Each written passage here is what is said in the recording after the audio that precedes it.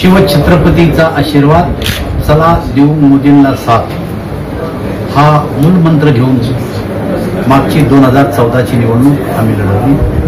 मोदीजी शिवनेरीवर आले, शिवछत्रपतीचा आशीर्वाद घेतला आणि महाराष्ट्रामध्ये आणि देशामध्ये प्रचाराला सुरुवात केली आणि या देशामध्ये भारतीय जनता पक्षाचं सरकार. याही वर्षी शिवछत्रपतीचा आशीर्वाद घेण्यासाठी मोदीजींनी यावं अशी अपेक्षा त्या भागातील कार्यकर्त्यांनी केली. मी स्वतः या संदर्भात मोदीजींना निमंत्रण दिले. त्यांनी शिवछत्रपतीचा आशीर्वाद घेऊन पुन्हा या देशात आणि महाराष्ट्रात प्रचाराला सुरुवात करावी की जेणेकरून मागच्या वेळेस आशीर्वादामुळेच देशात आणि राज्यामध्ये आमचं सरकार आलं, तेच सरकार पुन्हा आणण्यासाठी मोदीजींनी यावं अशी जी अपेक्षा लोकांची ती रास्त आहे आणि त्यासाठी मी स्वतः प्रयत्न करेन असं वचन मी आपल्या सर्वांना देतो.